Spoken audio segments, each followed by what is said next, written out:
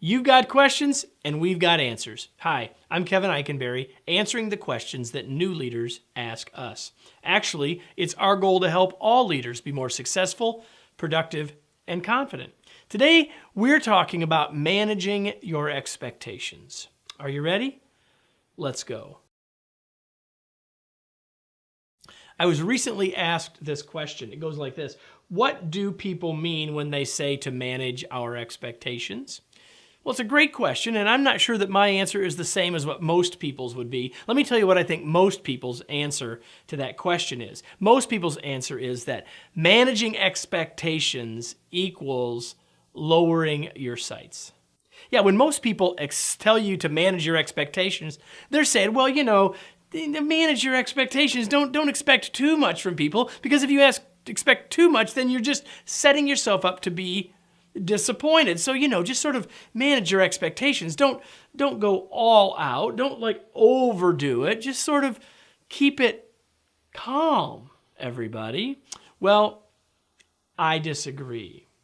You see, I believe that our expectations set up the way we're going to see the world. And before you think that I'm being a little bit Pollyanna here, let me give you a couple of examples.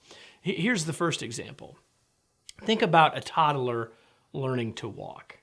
You can see them. They're struggling. There's 3 or 4 of you all watching them, and they're struggling to get up, and they sort of reach up and they get their hands on something, and they take one sort of baby step, we call it, and then they crumple to the ground and don't continue. Now, we don't all sit there and say, man, that kid's never going to walk. Man, we birthed the loser. No, we don't say that. We say, man, it's just going to take them a little bit longer. They're a lot closer. We encourage them, and before long, they can walk. You see, our expectations are that they will be able to walk. So because of those expectations, we're doing the things to help them be more successful. Wouldn't you agree? Well, you say, okay, Kevin, but that's little kids. Let's talk about real life stuff, everyday, working life kind of stuff. Well, let's have some more fun. I want you to think about your favorite politician, if you have one, right? And so let's say that your favorite politician does something kind of boneheaded or says something that you think maybe they could have done that a little bit better. What is your reaction?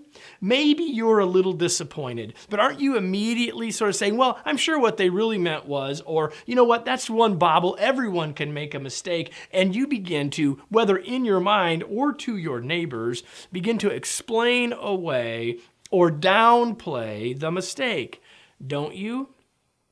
Well, how would you do that with your least favorite politician? Probably easier to find that person. But with your least favorite politician, with the exact same behavior, you don't have the same sets of explanations now, do you? You're like, well, there they go again. What more can you expect from them? Blah, blah, blah. And again, whether this is in our own head or whether we're sharing it with others doesn't really matter. The fact is, it's not the behavior, it's the expectation we had about the person going in that changes everything. You see, it's the same behavior, but it's our expectations and the filter through which we see the world that changes it all, doesn't it? So let me ask you this question. What do you see in your team? You see, I don't believe managing your expectations is about lowering your sights. I believe that managing expectations equals deciding what you want. Yeah, I believe that as a leader, we've got to decide what it is that we want.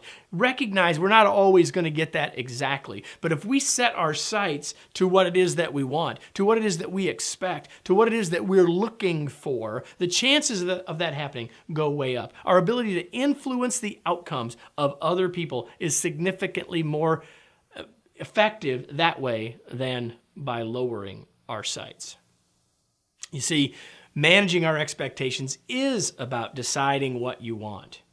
Let me close with today's tweet. Manage your expectations intentionally and for the greater good, and you will lead more successfully. I hope that this question and my answer was helpful to you. And if it was, we're here every week. And there's lots more resources on this blog available to you all the time, 24/7, free resources of all sorts. Now, we have some products that you can pay us for too, but our goal here is to help you be a more effective leader and to help you be more confident as a new leader. That's why Bud DeBoss is here, and that's why I shot this video, and that's why I hope to see you again on a future video.